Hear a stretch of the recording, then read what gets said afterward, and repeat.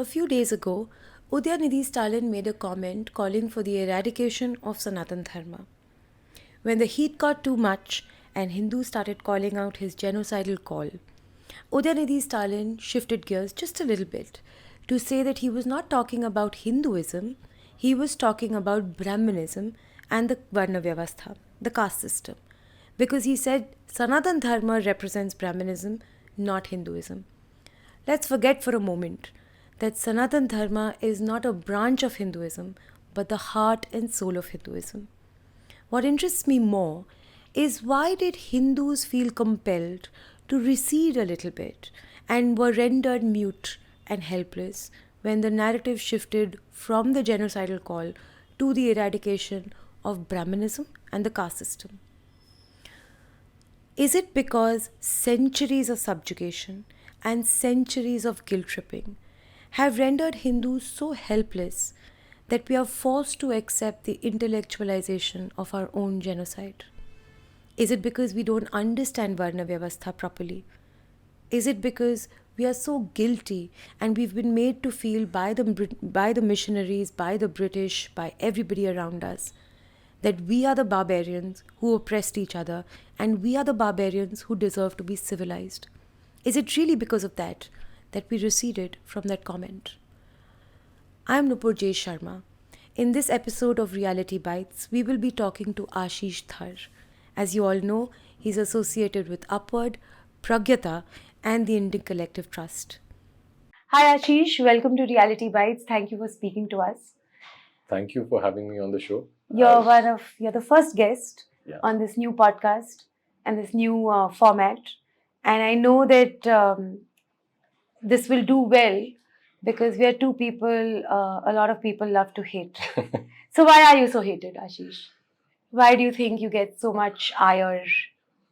I don't know. I mean, the simple answer is that I think I speak inconvenient truths. But it could be argued that,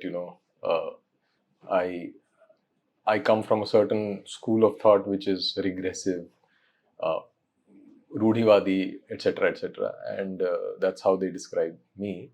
But my point is just, to speak the truth because it's becoming increasingly difficult to speak your mind these days. And when you speak like that, a lot of the political narratives end up getting challenged. In my small way, I'm saying. I mean, it's not like I'm creating a revolution, but for that small group of people who find it inconvenient and who think that their worldview is being challenged, then it becomes difficult. Of course, I get challenged. My worldview also gets challenged in the process, but I think that a good way to have a conversation is to keep challenging each other's worldview so that the truth emerges. That's how the churn happens. But nowadays, it's becoming a little difficult. So Stalin made, Udhaynidhi Stalin, he made a comment recently, I'm sure you're aware, that Sanatan Dharma should be eradicated. Now, he compared it to mosquitoes and dengue and so on and so forth. And when he was cornered, his defense is that he was talking about the eradication of the caste system and caste discrimination and Brahminism. Now, my problem is that when Stalin or anybody makes a comment about eradicating Sanatan Dharma, it is essentially a genocidal call. However, the moment they mount a defense saying that they want to eradicate Brahminism instead, or they want to eradicate the caste system and caste discrimination instead, the entire genocidal call sort of gets sidelined because a lot of our own people are on the same page with the narrative that they would like to eradicate the caste system, they would like to eradicate discrimination, which I think everybody would like to do that, but essentially they want to dismantle the Jati Varna system. Now, there are different schools of thought from what I gather. I'm no scholar. But one is that Jati Varna is vocation based. So, if you were a scholar, you were considered a Brahmin. If you were fighting, you were considered a Kshatriya, so on and so forth. The other is that says that unless you dismantle the Jati Varna system completely, the caste system completely, you cannot tackle discrimination at all. And therefore, they advocate that the caste system entirely should be dismantled. This is not just the DMK folks or the anti-Hindu folks. these are also some people who consider themselves Sanatanis and consider themselves to be on this side of the ideological spectrum. The other says that, all right, we accept that caste exists and there are caste identities. However, discrimination is something that should be tackled. Okay, which I think is one of the most acceptable sort of positions that one could take. Your position gathers a lot of support and criticism both. Because from what I understand, you come from a school of thought that says that we as Hindus need to accept and not be ashamed of the fact that Jati Varna system was birth based. And there has to be acceptance of that fact before we move on to dealing with any sort of contemporary discrimination. And without the understanding of what the Vedic system was, we can't move ahead. Right. So now, before we get into the contemporary discrimination and the contemporary issues, I want to understand what your views are on whether Jati Varna is birth-based, and if it is birth-based, then how do you see it evolving over time from when it started to now? Yeah, so there are so many points that you already raised, and I think that each of those keywords deserves a separate answer. But to start with, I think when we consider what was said by Udhaynidhi Stalin, so I'd first like to respond to that, which is that he very clearly gave a call for eradication of Sanatan Dharma. And then when things got uncomfortable, he immediately changed his, let's say, the tone and tenor of what he was saying. And he said, no, this is not about, I'm not against Hinduism, I'm against Sanatan Dharma.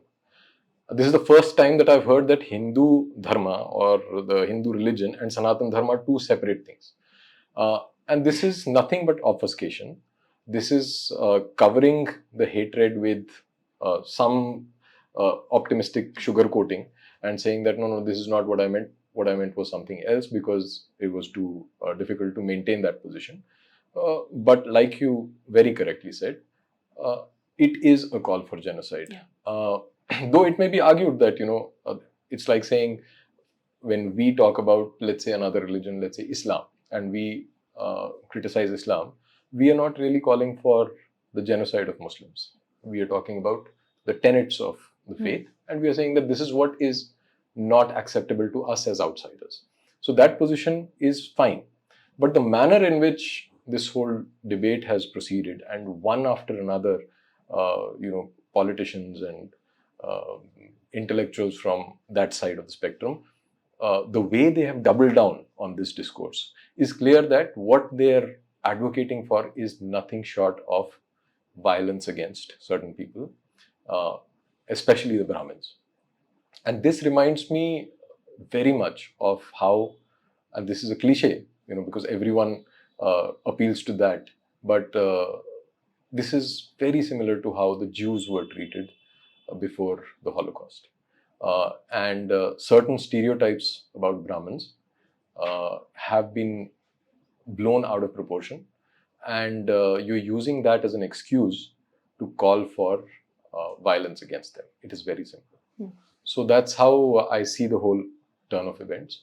Now, Jati Varna being birth-based is hardly a matter of debate because there are facts and evidence out there which is absolutely unambiguous and clear that this is how Hindu society was organized for millennia. I am not an expert in the matter of judging whether at any point of time, and I don't think that there is any solid evidence to suggest that first it was not birth-based and then it became birth-based. These are all conjectures, and I think that these are all reasonable positions to hold. That someone might say that it started off, like, for example, someone I hugely respect, like Dr. Konrad Elst, believes that there was no birth-based system in the Vedic age. Now, what that Vedic age is, when that happened, again, is a matter of conjecture. So we are basically dealing with, we are throwing stones in in the dark.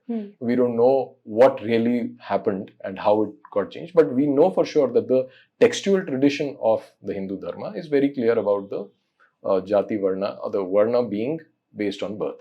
And there are exceptions to the rule. But you must remember that exceptions always prove the rule. Exceptions are not meant to dismantle the whole structure. There have been times where thinkers from the Indian tradition have criticized the birth-based aspect of Varna, but that does not mean that it did not exist. For the longest time, society was functioning according to that principle, and it was doing pretty well. So I don't know how that position is even debatable. And people who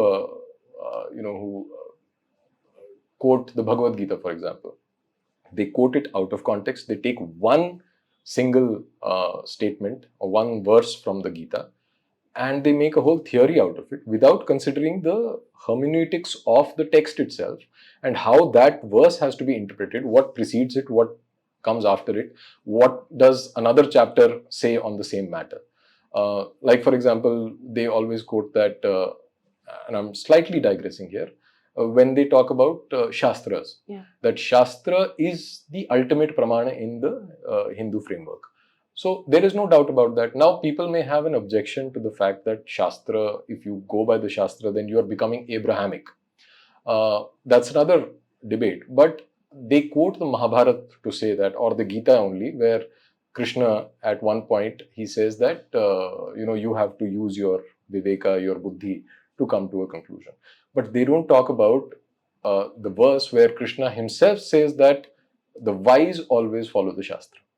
And similarly, in the Mahabharata, where Bhishma is doing the Pitrakarma rituals, he is actually following the textual recommendations to the T. I mean, he's actually following it literally. And his bhakti towards his ancestors is so intense that his forefathers actually come in and a hand comes and asks for the pinda. But he says that no, I will not put it on the hand because the Shastra says that I have to put it on the ground.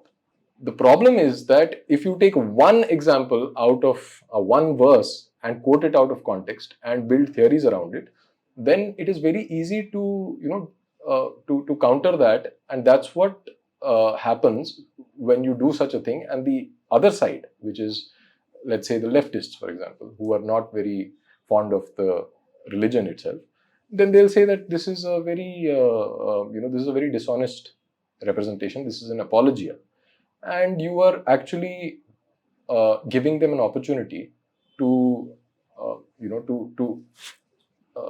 to brush away all that you have to say about religion and putting yourself in a weak spot then. So honesty is the best policy, and you have to find ways to think through what the Shastra recommends, what the tradition is, and then make up your mind. And today no one is really following Jati Dharma or Kula Dharma that way. So I don't see where the problem really is. So what you're saying is, you're not saying that today we should be necessarily following the birth-based caste system, but what you're saying is that we have to acknowledge and not be ashamed of the fact that we have to take ownership of the fact that this was indeed a birth-based caste system. Yeah, I'll tell you That my was in our position. scriptural- I'll tell you my yeah. position personally. It is that I would actually individually like to follow it, Okay. right? But I know that the times, the circumstances are such that it is not possible. And that much pragmatism, I think everyone has. It is not possible. And I am not asking for the government to pass any laws. I've not said that, if I remember correctly. So I don't know why why such strong reactions to the position. I hold that position because I think that I've understood the scheme reasonably well, and I think I can argue for it confidently. Okay, so let's back up a little bit. Now, when we say that Jati Varna is birth-based, can you give me a short overview? Of course, we can't make this a 6-hour podcast, but a short overview of what is the kind of praman that exists for Jati Varna to be undoubtedly birth-based and not vocation-based. Okay. I'll keep it simple. Yeah. Although there is a plethora of praman, that exists, including Dharma Shastras, which a lot of people want to cancel. If you cancel the Dharma Shastras, then you cancel Dharma itself. Yeah. I mean, it's very clear, no? But let's say you take the Gita itself. The debate between Arjuna, it's not really a debate, but what is Arjuna, what is he lamenting about? He's saying that I don't want to fight, right? This is not something that I would want to do. This is violent. I am going against my own teachers, my own kith and kin, and there will be bloodshed and there will be Varna Sankarta, right? This is one of the arguments that he makes. And Krishna tells him, no, you are not allowed to do that because you are a Kshatriya. Yeah. Now, if we go by the argument of the modern Hindus who say that it was not birth-based, then Arjuna is very well within his rights to say that I will quit the battlefield because I feel like a Brahmin, you know. But what is Krishna telling him? That because you are a Kshatriya, and you are a Kshatriya how? You are a Kshatriya by birth. Therefore, you are not allowed to leave and you have to man up. This is what he's saying. This is the essential message. So I would want these guys who, who argue from the other side, why did Krishna make such an argument? What does that even mean if he's not appealing to birth-based Varna? So that's one example.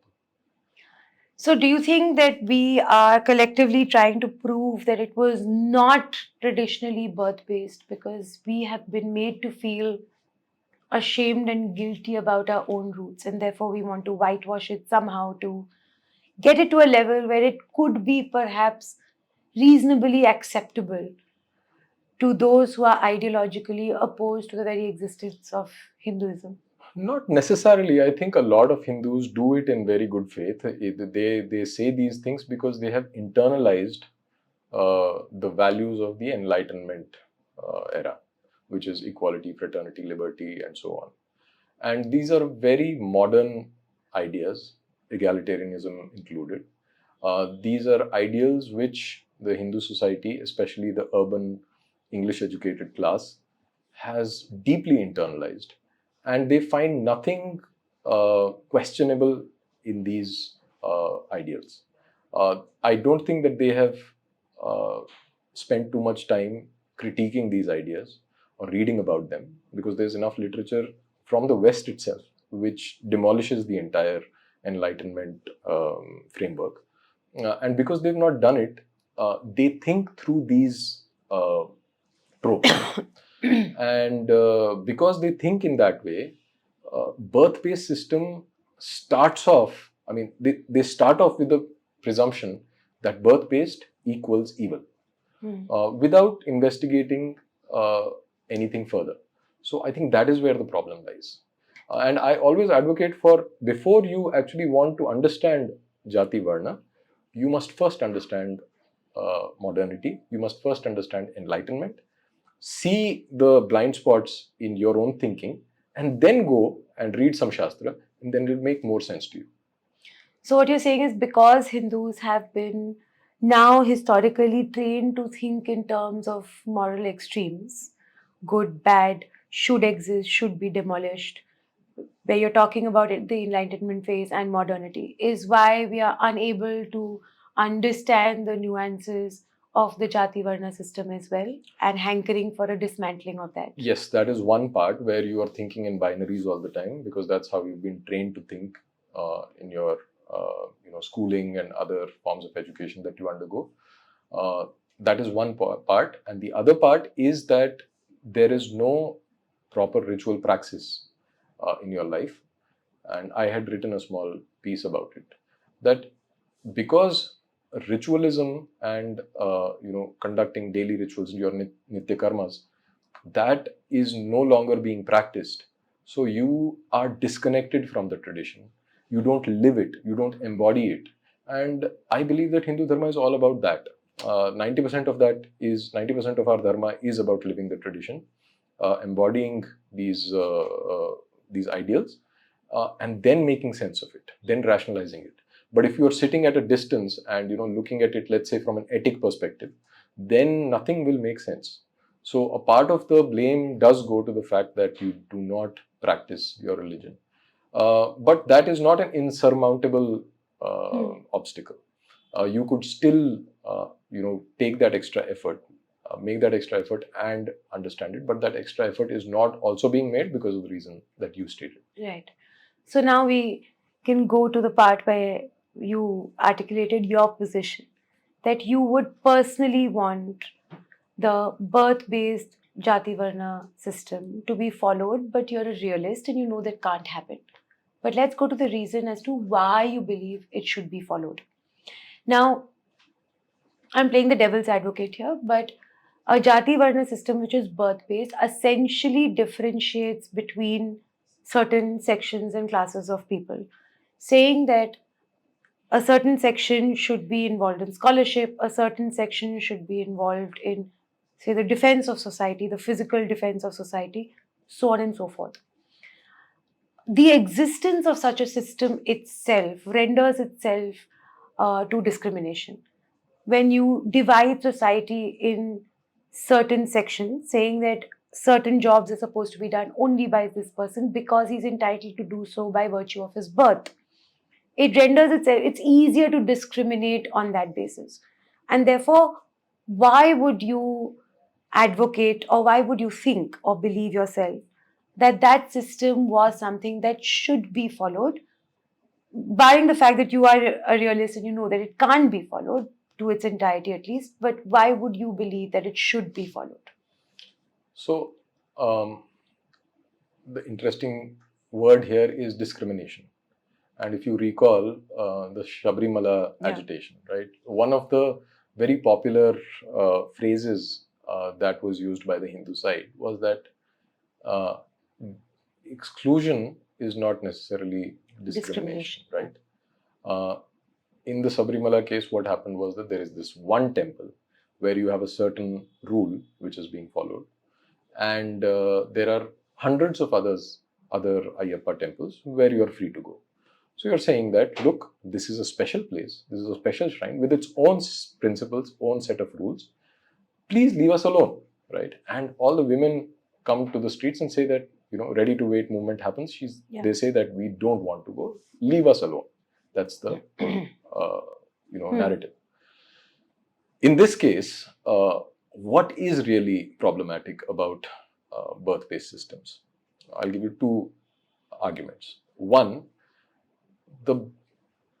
they are all seething about Brahmins because Brahmins have the exclusive right to teach the Veda. And the Dvijas, which is the Brahman, Kshatriya and Vaishya Varnas, they are the only ones who can go to a Veda Pathshala and get Upanayan. The Shudras are denied that, right? This is the core of the issue. Now, the question is, what is it that prevents in the modern era? There is nothing that prevents someone from downloading rigveda.pdf and reading it, right? No one is going to punish you for that, right? It's another matter that no one is doing it, right? Even the Brahmins are not doing it. Correct. So there is no problem with the accessibility of the text. The question is that there is a certain process being followed for learning the Vedas. There is a krama involved, and there is a long period of education, 7 to 10 years, that children or students go through, and then have an authority over the subject. Parallelly, you have among the Shudras who are involved in other occupations, they have their own schools, they have their own systems, right? And Dharmpal, in his excellent work on education in India, has documented that Shudras were never denied education. So the question is not that they were denied education.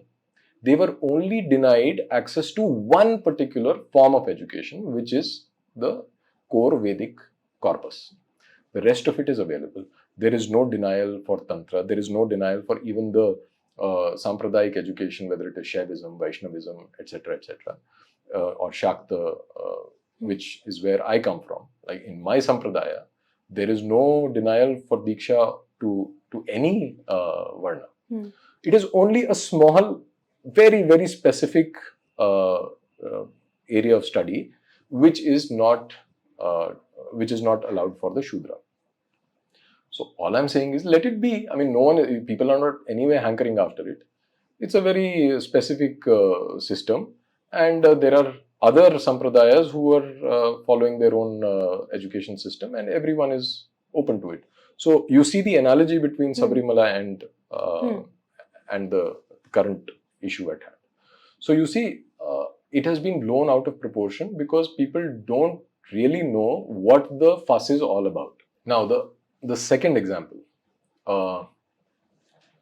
So, in the contemporary world, the globalized world order, what is the single biggest problem as far as the empowerment of people is concerned? In my opinion, it is the nexus between the state and the corporations, the multinational corporations. Everywhere, regardless of whether it is G20 or G80, or whether it is the developed world, the West, the East, North, South, everywhere, this is the single biggest problem. And the Varna Ashrama system, if we may call it that, is preempting this problem by clearly, dividing the responsibilities between the thinkers, the teachers, the scholars, and the ruling class. More importantly, the ruling class and the capitalist class, right? So the Kshatriya is not allowed to run a business. The businessman is not allowed to rule. And today, this is the single biggest problem that we are facing in terms of the governance structures, the jurisprudence, and how the world is being organized and run. So I see an inherent wisdom there, and I'm not making the claim that we can turn off the switch and just go back to a certain era. But this is an obvious fact, and this is wisdom which is undeniable.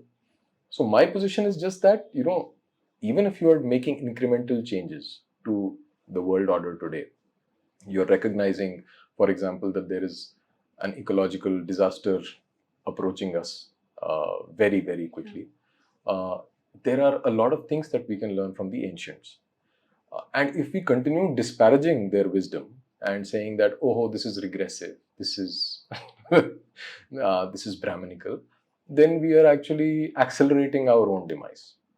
So there is a case to be made for the wisdom of the Shastra, and I am just only trying to do that.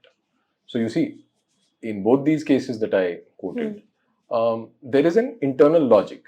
And I'm not saying that I am absolutely right, but so far I haven't heard a single reasonable criticism from the other side. So you spoke about how our ancient wisdom made a distinction between who is allowed to do what. Yeah. So a businessman will not be ruling, a ruler is not going to run a business, and therefore everything was essentially kept much more organized and clean for the society to function. Everything was much more organized and hygienic so that there is no bleeding into each other's stuff. But I saw one of your videos, and in that you were talking about how Jati Varna, essentially caste, essentially acted as an insulation between Hindus and also missionaries who wanted to convert them. Because that is one of the main arguments that are used by people from our side of the ideological spectrum, that caste is now being weaponized to convert Hindus and to turn them into Naxals and so on and so forth. In your talk, you had spoken about how there were British historians and travelers, etc., who had documented how Hindus refused to convert to Christianity because of the insulation of caste. Now, we'll talk about how that has changed now in the next question. But can you elaborate a little on that? How did caste particularly act as a moral wall, so to speak, between the Hindus and the missionaries? And why was it one of the primary reasons why they refused to convert? Right. So in the talk that you're mentioning, that was delivered for Indica. Yeah. And the title of the talk was Critiquing Modernity Through Caste, through the lens of caste. And I had borrowed certain parts of an article written on Pragyata by Hali Kalyan and Sai Priya. And they had done some painstaking research, and they've compiled a huge list of quotations from the Christian missionaries where they're lamenting about the fact that, everything would have been great for us and this whole country would have succumbed to Christianity had it not been for this one problem, which is caste. And this is plain as, it's literally written there. Right? So, how did that go about? Is connected to what I said in the earlier answer about how the society was organized back then and what does it mean to be a Hindu really, and the importance of ritual praxis. So every jati, every caste had, and I know caste is a loaded word, but I'm just using it for convenience here because we are speaking in English. So every community like that had its own way of life, right? So Hinduism is not a way of life; it is several ways of life, right? That's the classical I have diversity. a massive problem with the way of life argument, but we'll get to that some other time. But let's just say that it's not a single way of life. Correct. It's an amalgamation of several ways. And so pluralism is built into that. Yeah. And each of these jatis, when they were approached by the missionaries, they figured that if we adopt Christianity is a casteless religion. So essentially, we are going to lose our way of life. We are going to lose our ritual. We are going to lose the way we worship our ancestors. And that was abhorrent to them. That was a horrific scenario for them. And it's also, one of the Christian missionaries there says, and I'm quoting verbatim, that, for them, religion is more about custom than it is about anything else. And like the S.N. Balagangadhar school, they say that Hindu religion is a performative religion. They even go to the extent of denying that it is a religion, but let's not go to that space. But because the performative aspect of the religion is so important to the Hindu faith, people, once they were approached by the missionaries back then, they had a very strong reaction to it because it was an existential issue for them. It's like saying that you will not be you anymore. So it's such a deeply felt anxiety that they would just reject it. And that is what the Christian missionaries were talking about. And where does that come from? That comes from your jati, your custom. And your custom is related to your caste, your varna, so on and so forth. So that's the logic behind that particular argument. So what you're saying is that every jati, every varna comes with its own set of customs and traditions. Absolutely. And because every jati has that identity of that being a part of that group, and they identify so strongly with the cultures and the tradition of that jati and that varna, that it stopped them from conversion to Christianity because they were so attached and because it was so ingrained in their way of life. It was so ingrained in their existence. Absolutely. So if you take that away, currently I spoke to this Naxal who had surrendered after 18 years, Pahar Singh. And he was very clear that jati itself has been weaponized to a point where it is actually being used as one of the weapons to convert Hindus into Christianity, convert Hindus into Islam. We've seen that even in, forget about Naxals for a moment, we've seen that in the cases that are ongoing in the court, where there is an argument that since Christianity and Islam are quote-unquote egalitarian religions, they are even arguing that all the ills and all the discrimination that converted Hindus feel after being a part of Islam and Christianity is also discrimination that has been borrowed from the caste system in Hinduism.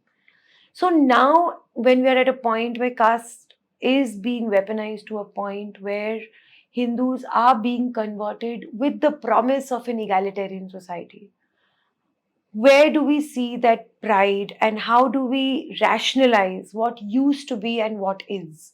And if what is that jati has been weaponized to a point where it's aiding conversion, would it not be prudent to dismantle the entire system? Yeah, so I have a few objections to this line of reasoning. Yeah. One is that how do you exactly dismantle jati? Hmm. Without dismantling entire ways of life, without destroying knowledge systems, without destroying hereditary skills, right? And that's what has happened Yeah. over the course of the last 150 years, which is why we are in such a miserable state as a society. One is that, and I do agree with this person who you've mentioned that it is being weaponized, jati is being weaponized. And you mentioned early on that there are some people from our own side who are well-wishers and who feel that, who want to annihilate caste. This line of reasoning has been accepted by Hindus, especially urban educated English speaking Hindus, because of the same reason that I mentioned, that there is no practice of the religion and they don't feel that there is anything at stake. It's not just about identity, it's not notional. It is how much you are invested, how much skin in the game do you have in a certain way of life. If you don't feel that pinch, then obviously you think that this is something that can be discarded. But for people who are still practicing, that is the key. And how can you deny them that right, is my question. I'm not even talking about going back to 500 years before. I'm just saying that there are communities who are still practicing, including mine, for example. There are a handful of people who are doing their, following their jati dharma, for example, or Varna dharma. How can you deny them that basic right? In that sense, you have basically sided with the missionaries, with the Britishers, and with all the anti-Hindu forces out there. And you are now saying that, okay, now let's just move on. That's a fair argument to make from your side, if that is the case. But do acknowledge and be truthful about it. Then you say that, okay, we are okay with dismantling Hinduism, like Udhaynidhi Stalin was saying. If that is the case, then you speak the entire truth and not half truths. Is the objection that I have. So you're obviously not denying that discrimination exists in various forms. You're not denying that. You're not denying that there are instances where, Hindus belonging to scheduled castes and scheduled tribes are discriminated against by so-called upper castes. You're not denying that those instances happen. My question is that if that happens, and how caste is being weaponized today to aid conversion, because it is one of the promises that is made, apart from the rice bags and all of that, that you will progress into a society that is egalitarian in nature. Okay, so some people convert for the rice bags, some people convert by force, but there are people who convert willingly because they want to graduate to a more egalitarian society where they will not be discriminated against on the base of their birth, on the base of their jati. That they don't get that promised land is a separate discussion altogether, because there is discrimination in Christianity and Islam on the basis of caste as well. But it is this is how it's being weaponized in several instances. So I accept, and I think you've made your argument that historically missionaries were circumspect of the jati varna system because of the customs that were held so dear, and therefore it was an impediment to conversion. But now it is aiding conversion. So either we have a way to remedy that, or we dismantle the system aiding conversion. I would suspect that you would be far more an advocate of remedying that situation than eradicating the system itself, which is being weaponized. In that scenario, how do you remedy it? So remedying, the very first step to remedying is to acknowledge and to understand what it was really on its own terms. Which is why I keep repeating like a broken record. I keep saying the same thing again and again, and to the chagrin and to the irritation of a lot of people. But the truth needs to be told and repeated every single time you hear such a thing.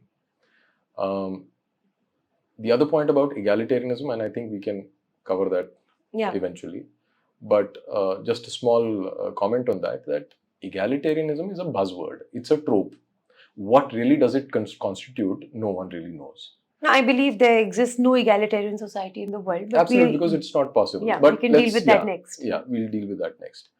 But the discrimination part is very interesting.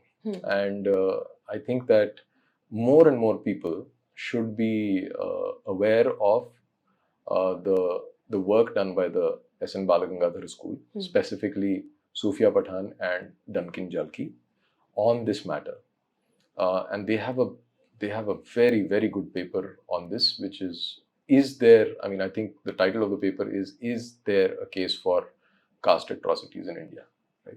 And they've analyzed NCRB data, which is the National Crime Records Bureau data, to make sense of why is there so much hue and cry about caste atrocities.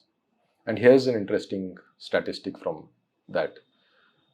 So the SC community constitutes nearly about 16% of the Indian population.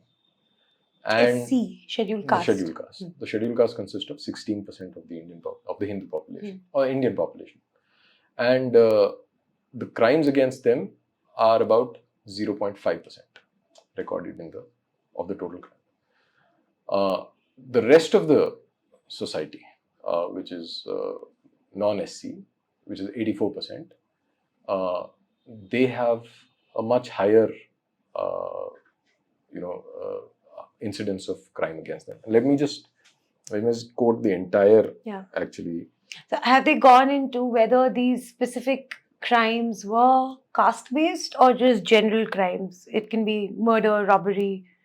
No, I'll come to that. But so, as per the 2011 National Census of India, this is the SCs comprise about 16.6% of the total population, and they face 0.53% of the total criminal incidents in India. The remaining 83.4% faces 99.47% of the rest of the criminal incidents. That means that on an average, every percentage of non-SC population faces roughly 1.2% of the incidence of crime, while every percentage of the SC population faces 0.04% of the crime, which implies that non-SC people face 30 times more crime than the SC people. So they've gone further to explain that even if we consider that there is underreporting, as a lot of scholars seem to suggest, how much underreporting is there? Twice, thrice, 4 times. This is 30 times the gap. Are they saying that the SCs are not even reporting crimes now with all the new SC/ST Act and everything, and the weaponization of that is another matter. But this is the skew in the incidence of crime itself. So in this paper, they're questioning the basis of this whole narrative, this political narrative that has been spun about India being a very, very bad place for the scheduled castes. So that's a question that remains unanswered. This is very similar, by the way, to the Delhi being the rape capital. Yeah. So you see the parallels, and the narrative is so insidious, and you know where this is leading to. And yet Hindus turn the other way when you bring up such facts. No, but have they dealt with how much of that percentage of crimes that's faced by the scheduled castes and the other people are specifically related to their caste? That's another interesting thing, no? So of these, how many of these crimes are motivated by caste is an open-ended question. No one really knows. So Secondly, the perpetrators of this violence, do they belong to higher caste, this caste, that caste? That also is not explained. The data does not reveal that. So if you go further down, drill down further, the percentage will come down even more, right? And of the perpetrators of this violence, how many of them are Brahmins? Virtually none. I'm not saying that there is no case. Yeah, of course. But statistically speaking, it is negligible. So why this obsession with Brahmins is the question that each of us must be asking ourselves. Why do you think? Because Brahmins have been demonized from very early on, for the last 200 years. Again, this started with the Christian missionaries because they saw Brahmins as extremely well respected and well regarded and an aspirational figures for society, for all classes and all castes. And therefore, to attack the Brahmins was the most logical thing for them to do. To demonize them or to even exterminate them, so that the intellectual defense of Hindu society would be weakened. That's the whole idea. In fact, I was reading Rajiv Malhotra's book, and he has explained very effectively how the Dravidian separatist movement was also about the missionaries demonizing the Brahmins from the south and specifically from Tamil Nadu as well. But again, let's assume that we've, as a Samaj, as a society, we've understood the genesis of caste. Again, not caste, sorry, jati. One more point Yeah. I would like to make here is about this whole Brahmin versus Brahmanism thing. And in the same paper, the authors note that when you actually raise these issues about, where are the Brahmins in this? Where do they figure?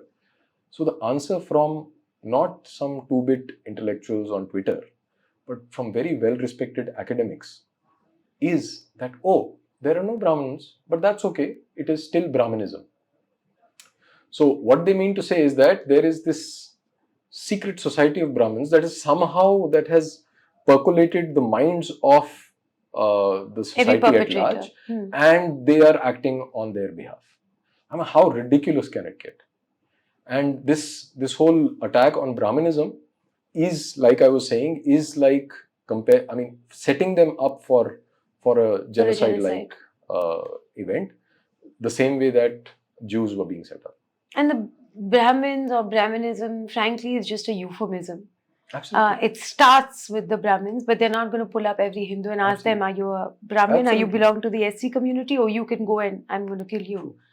So it's a genocide of the entire Hindu Samaj. Absolutely. But again, even if we understand and accept and are proud of the genesis of Jati Varna Vyavastha, fact remains that today it is being weaponized to convert people.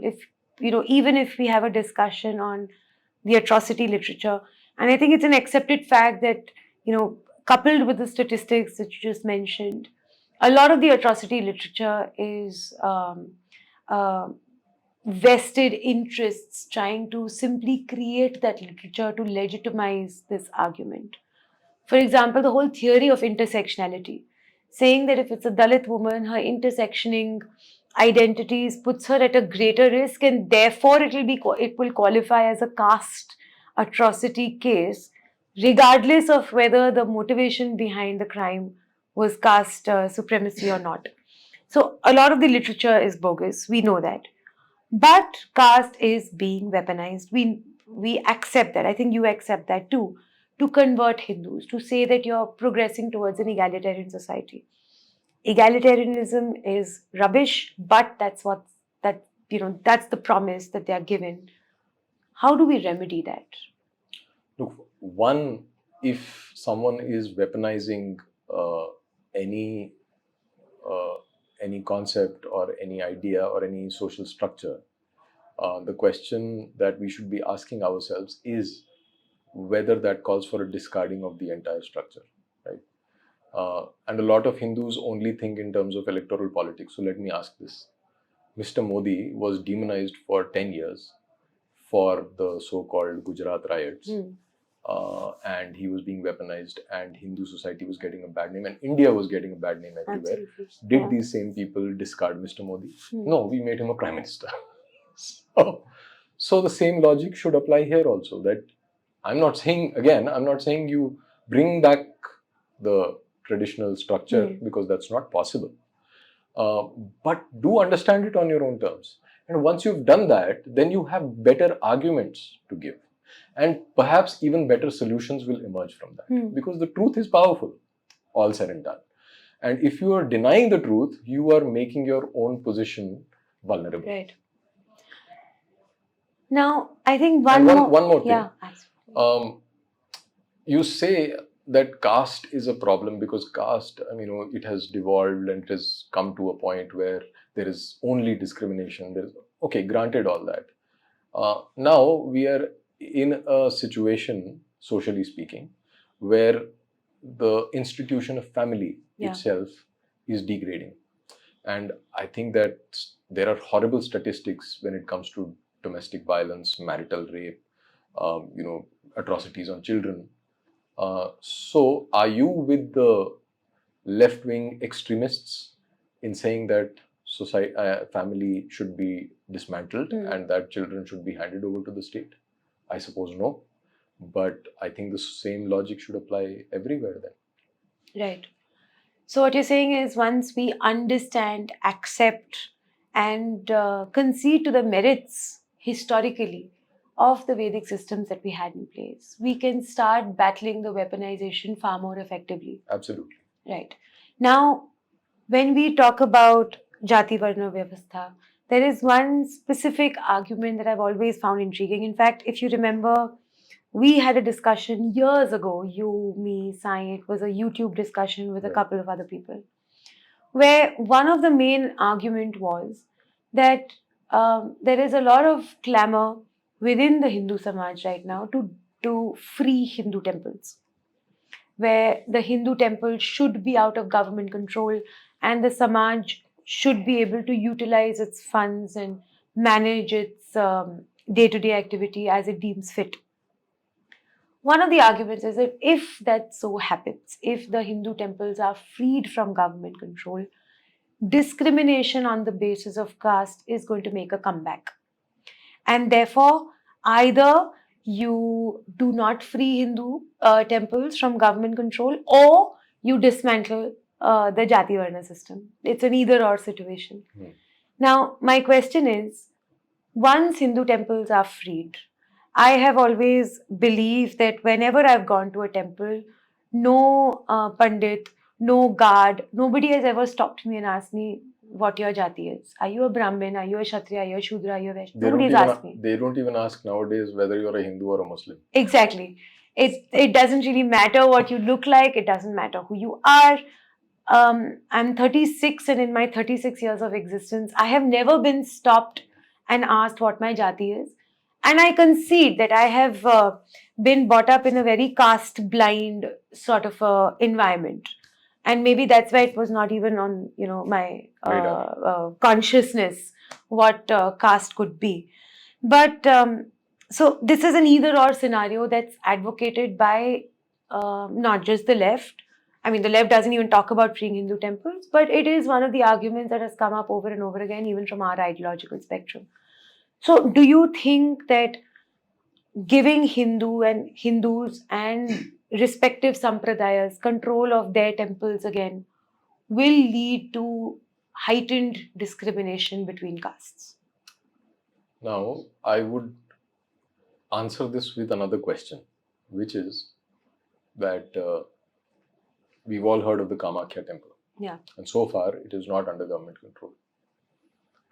Does it have any history of discrimination with any community? In fact, the tribals who live around the shrine of Kamakhya, they have a special place in the rituals of the temple. And no one, as you rightly said, ever asks people their caste and their background for allowing them to enter, right? This is one example. We are sitting in Delhi NCR. There is the Kalkaji temple, which is not controlled by the government. And can anyone claim that there is a problem there as far as temple entry is concerned? So you see, this is a pure bogus argument. It is a bogeyman that they've created. It said, oh, if you free temples, this is what is going to happen. This is all part of the narrative. And unfortunately, this is a narrative which is being propagated by the Hindus themselves, a certain section of Hindus, because they desperately want to believe that that Varna Jati or birth-based Varna is a problem, and to make a scapegoat out of caste, because, and I'll go slightly into a psychological sort of hypothesis. Hindu society finds itself in a place which is collectively paralyzed. And because you can't get stuff done collectively, you're always dependent on the state. So this paralysis needs an explanation. What is it that is bothering us? And since there are no easy answers, you make a scapegoat out of this. And that is how the narrative has been internalized. If you look deep enough, there are various other issues that should be discussed to remedy this situation. And I'll give you another example of this so-called fabled Hindu unity. And I did a video on Upword for that a couple of years ago. That unity is achieved based on common objectives. And this is a biological principle, right? That human beings cooperate by deciding common goals, and then by assigning different people different responsibilities. Like if you have to cross a river in a boat, then one person will row the boat, the other will look for direction, the other will, navigate, etc., etc. So the common objective is important. But because Hindu society does not have common objectives, there is no unity. It is as simple as that. But if you are to dismantle caste, how will you magically achieve unity without any objectives, is my question. So a lot of people talk about how the concept of Hindutva itself is essentially Hindus finding their place in a newly developed nation state.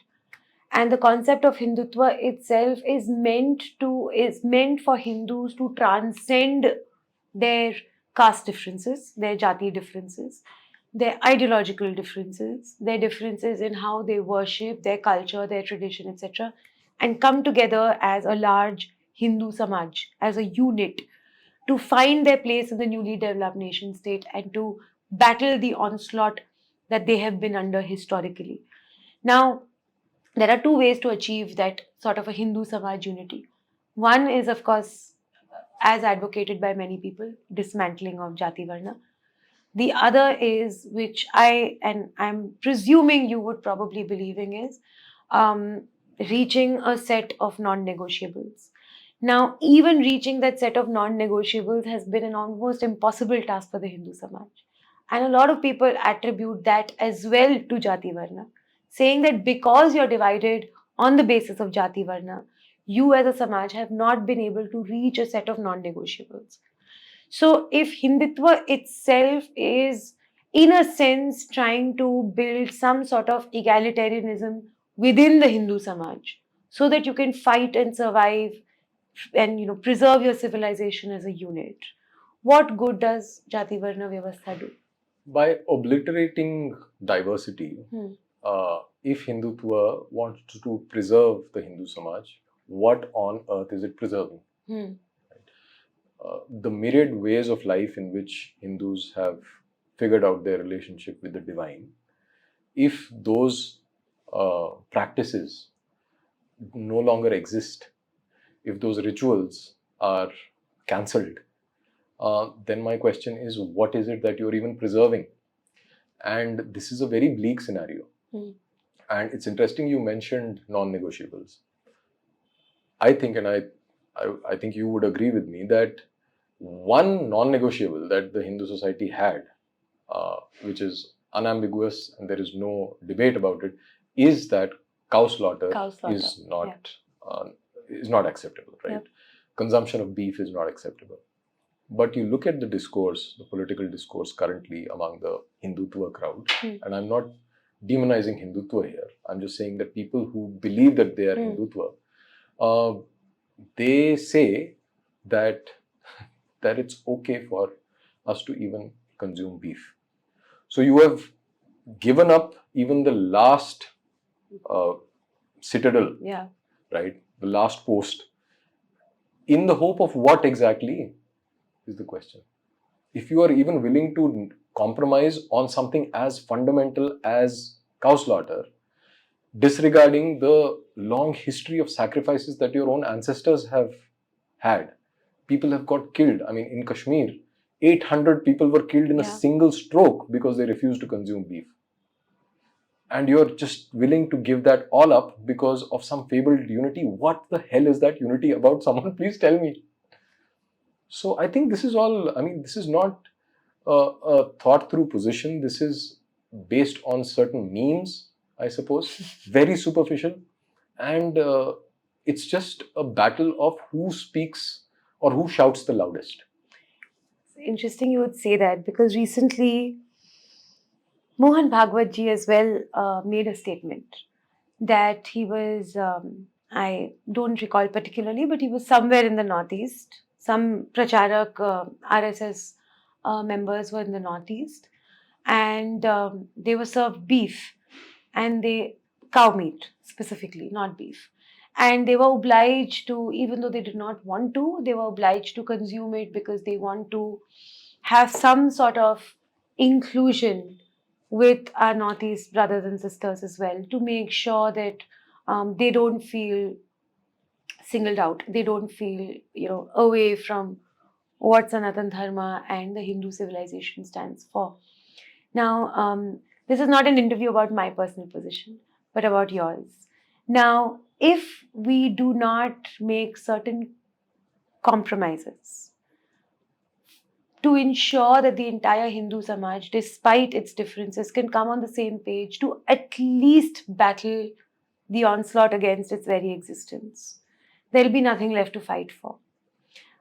I personally do not believe that these compromises should be made. However, do you believe that any sort of dismantling of these divisions of Jati Varna will aid that unity in any manner whatsoever? It doesn't mean that their ritualistic preferences, their manner of worship is eradicated. They can do that in their private time. However, the division in the society based on these Jati Varnas, if they are eradicated, do you think there's going to be some form of cohesion in the Hindu Samaj? Interesting that you use the word in their private time, because this division between private and public is the classical secular paradigm. Yeah. And in the Hindu scheme of things, there is no such thing as private and public. You are a Hindu whether you're inside your home and you're outside. You sport a tilak, you carry proudly the symbols of your religion. And in private you worship, and even in public you worship. You have utsavas, and like for example the Arata festival in which leaves from the Padmanabha Swami temple is such a grand celebration of the Vaishnava faith, and I've been fortunate to be part of that. So this public versus private, first of all, does not apply to us. Secondly, if you are dismantling caste and you are wiping the slate clean of any lines, then the question of identity is no longer there. No, I mean, then you are basically saying that you are creating one mass of people who are alike in all respects, and there is no plurality, there is no diversity. And I use the terms very carefully. I am not a diversity fanboy. I've read enough to understand the limits of this discourse as well, what diversity means. But yeah, diversity is one of the quintessential symptoms of being a Hindu, let's say. Right. So if you obliterate all that, then again my question is, what are you even protecting? Now the incident that you mentioned, I believe that to form these alliances, let's say, with the so-called tribals. Anyway, the term tribal itself is loaded. But let's say that, okay, there are certain communities who are not really at the core of society and they have their own ways of life. And you want to integrate them with the larger Hindu society, which is a very noble idea. Likewise, you have certain religions like Buddhism, Jainism, Sikhism, which we believe are extensions of our own faith. But if you look at the discourse on the Khalistani discourse, for example, why is there a separatist strain among the Sikhs is a question that needs to be answered. If you look at the history of Hindu-Sikh relations, there are both integrating as well as separatist strands parallelly running. Right. And by the time of Maharaja Ranjit Singh, the separatist strand had almost died out. Then the British came, then the martial race theory, then a separate regiment for Sikhs. All that happened, and then the Akal Takht got formed. So that history, let's not go there, but basically the separatist strand was revived. And it started dominating. Why did it dominate? Because no one really wants to associate with losers. And if you, in your endeavor to reach out to these communities and to say that, "Hey, tum bhi Hindu ho yaar, tum bhi Hindu ho yaar. Pehle tum khade to ho jao, show some spine." If you are a doormat, the other guy will only wipe his shoes off you, right, off your face. So, by ceding all ground to this political objective of unity and of taking everyone along, you are actually advocating for a complete destruction of what it means to be Hindu, and then asking them to become Hindu. This is, don't you see the paradox here? And then this whole question of making everyone into a mass of people, I just mentioned in my earlier answer, this is a recipe for totalitarianism. And I've been saying this again and again. Genocide. Yeah. And so if you are making people like sheep who are alike each other, you are killing the human spirit itself. Forget about Hindu, Muslim, Sikh. You are killing the human spirit. So that kind of society is a dystopian society, and I don't know how people even take such an argument seriously. So what you're saying is that identity, whether it's based on Jati, Varna, connected is your customs and the traditions that you follow, etc.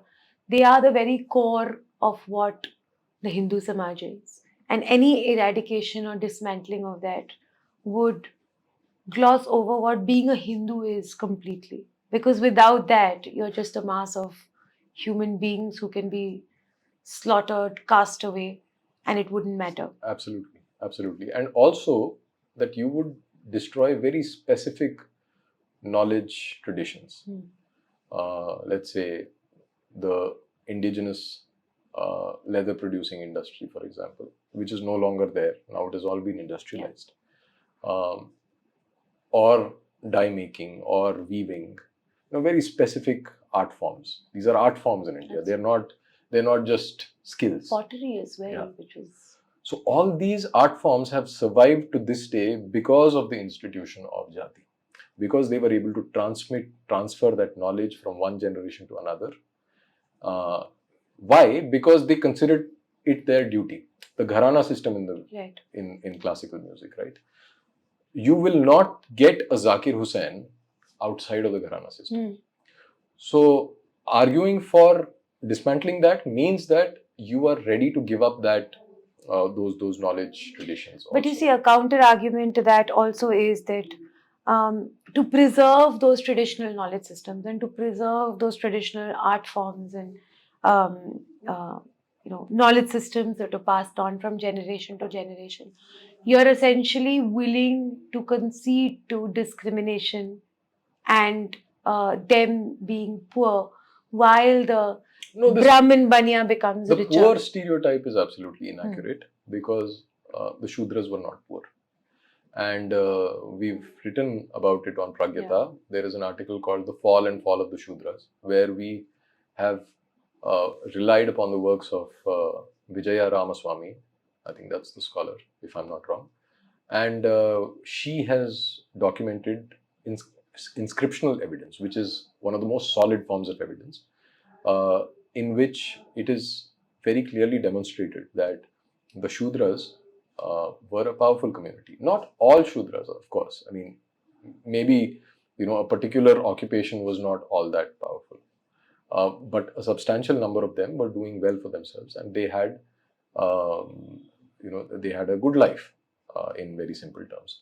So the stereotype of Shudras being poor and exploited comes from the colonial era, and I'm not blaming everything on colonialism, as some Twitter experts will say. All I'm saying is that the colonial era is an era of very, very profound disruption. Let us just acknowledge that fact and work our way around that fact and say that, okay, this is on account of the traditional discrimination, if at all. This is on account of of the colonial disruption, and then make a comparison of the magnitude, and then you will find your answers. So, by preserving knowledge traditions, you are not advocating for poverty, because that was never the case. It could be argued that, yeah, in the current industrial setup, maybe it is not workable, but that's a different matter. I'm not saying that, again, this is not a switch that we will just switch on and everything will change. The world is still changing. We don't know how the post-industrial world will look. And I've said this again and again. Maybe these forms of these structures will make an entry through the back door. So that could be very well possible.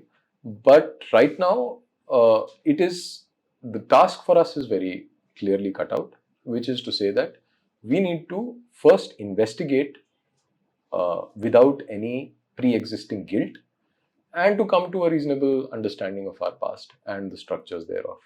And after that, whatever, how we make up our minds is left to us. But make that sincere investigation is all I'm appealing for.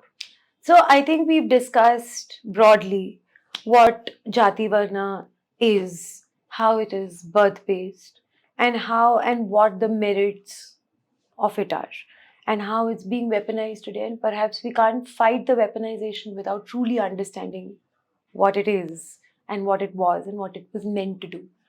Now, if we talk about solutions, we spoke about freeing temples from government control.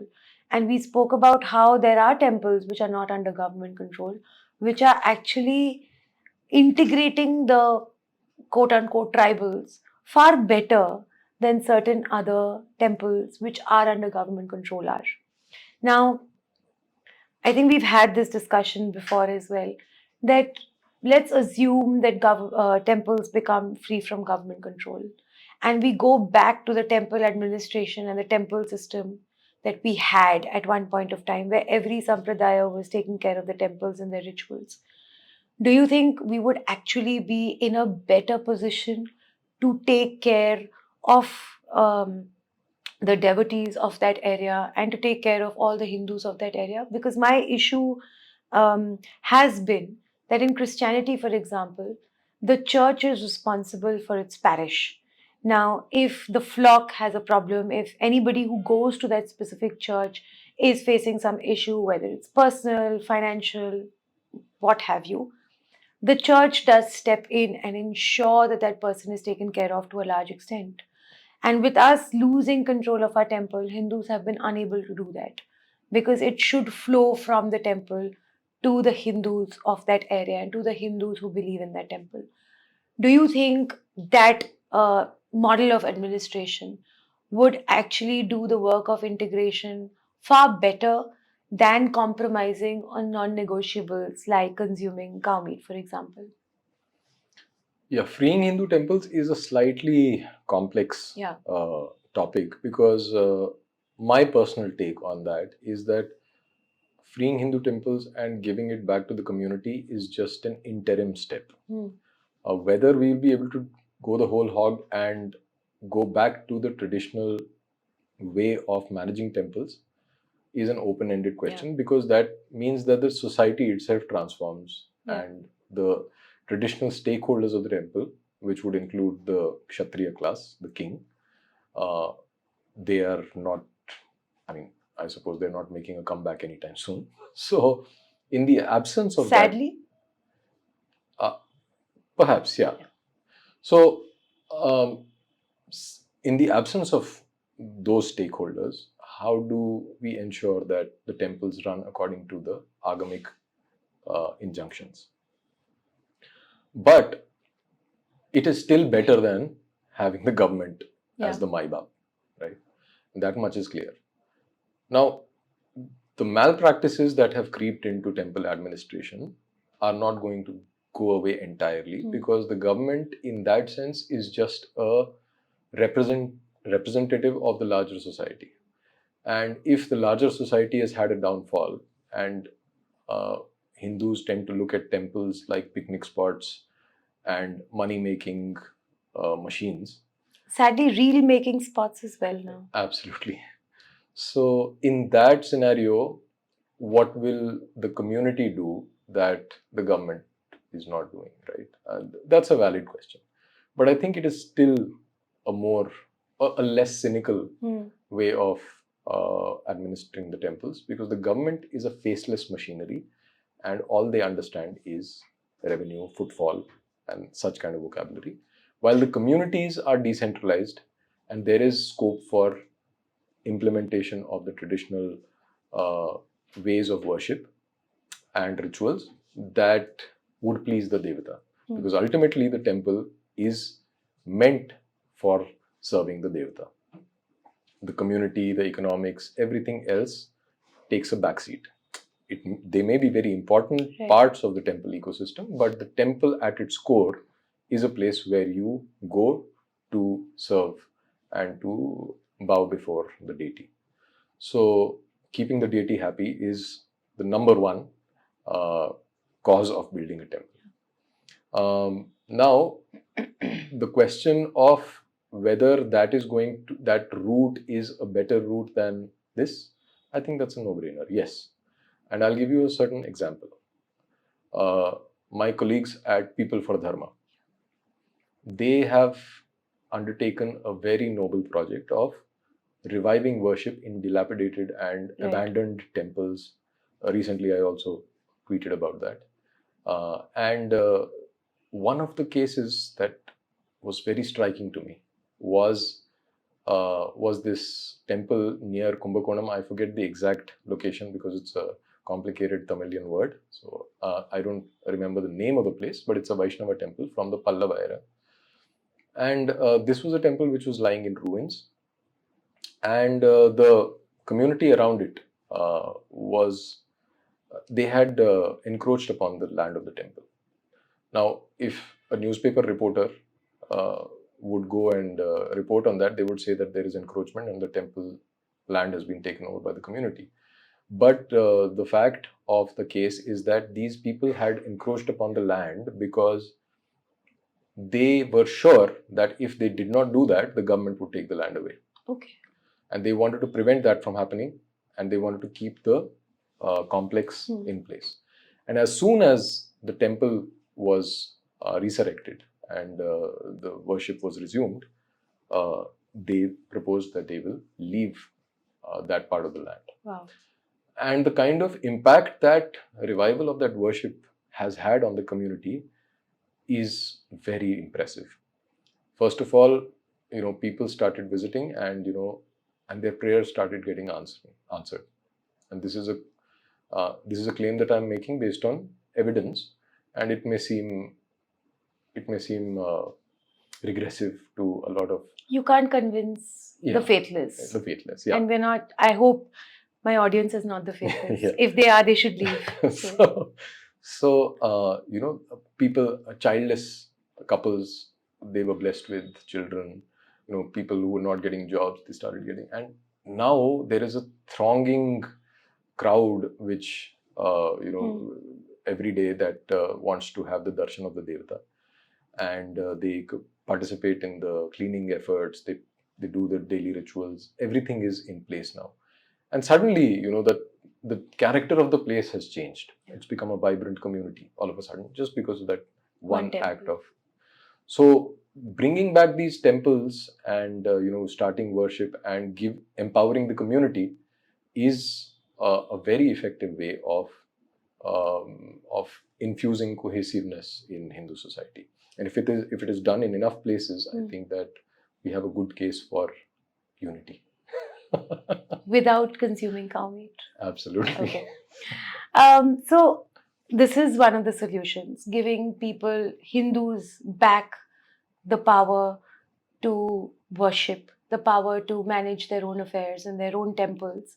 And from the funds comes a sense of, from the administration of the temple comes a sense of community, which is now terribly absent in the Hindu Samaj.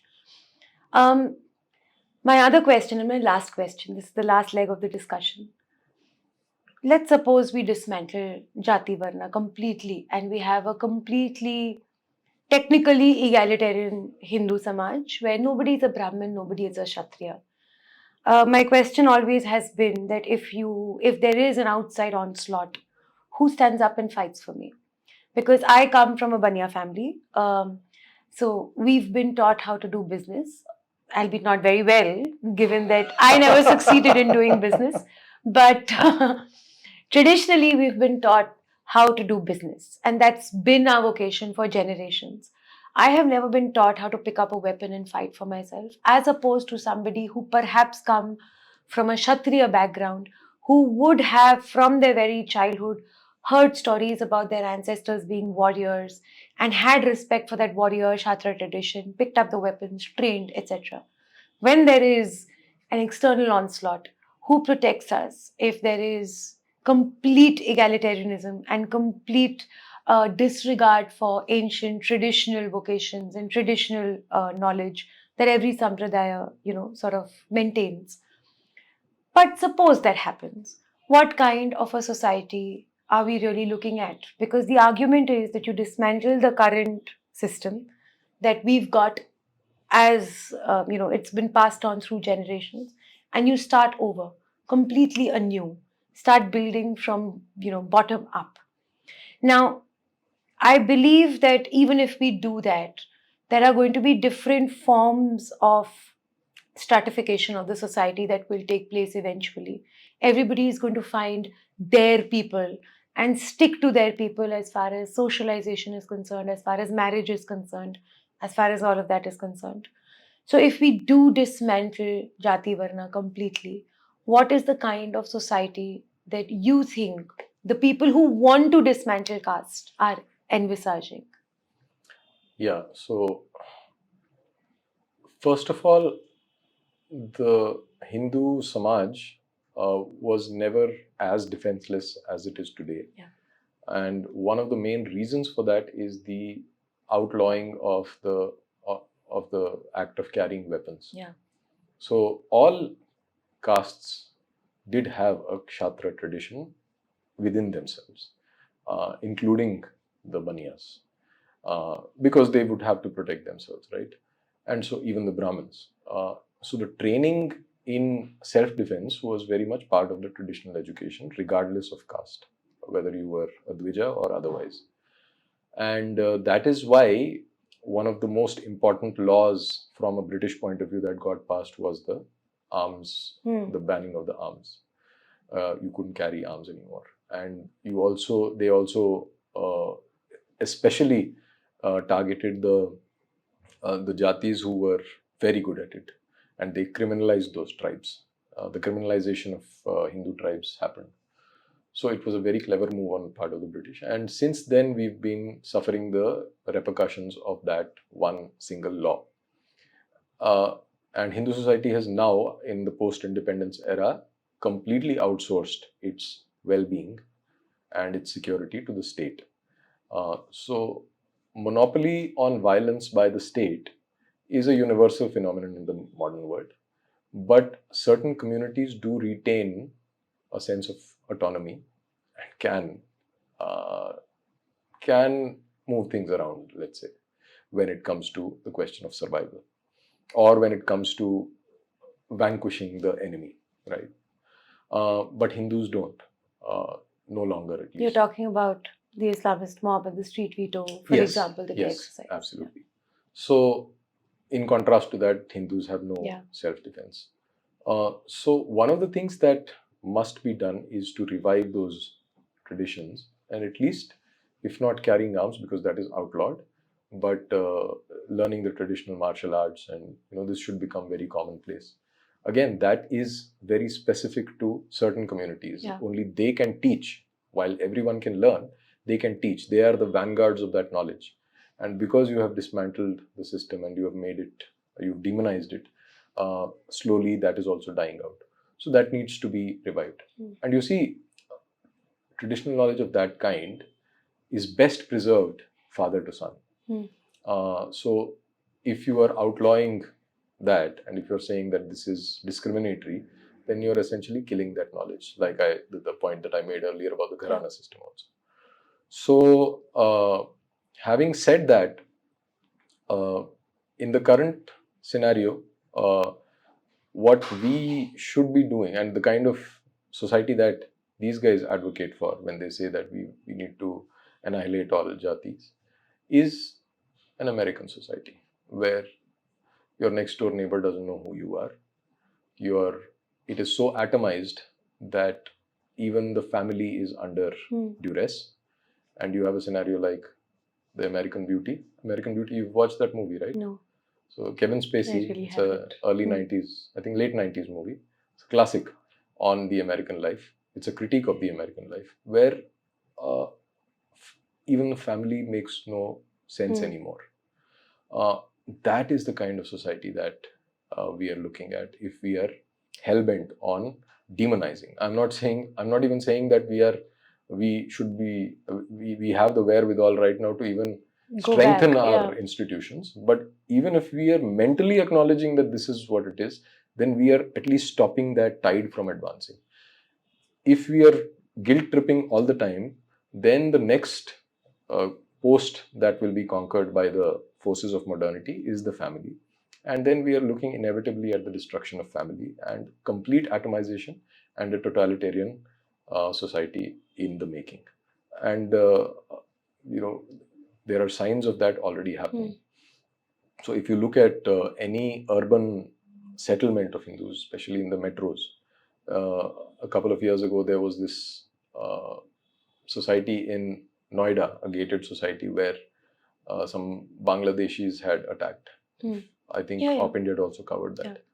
They were defenseless, and the police was also feeling helpless, but somehow they got things under control. But in the event that things go out of control, we are like sitting ducks. So you have your answer self-evident then. Is this what we would want our society to look like, where we are just at the mercy of the state? And I say this from a very personal space, because we as a community have suffered that. And I, notwithstanding the jibes that they have, a lot of these internet warriors have for Kashmiri Pandits, the fact of the matter is that for 600 years, we kept our traditional alive in a sea of tyranny. Yeah. And that was only because we were true to our religion. And we were true to our rituals. We were living that life. And immediately after we were kicked out of the valley, the Kashmiri Hindu culture, whatever was left of it, has died. I think we can safely talk in the past tense now.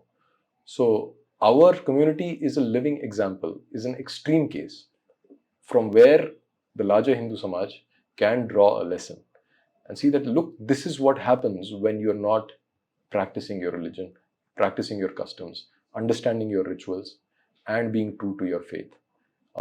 You will just die out. There will be cultural genocide, if not an actual ethnic cleansing.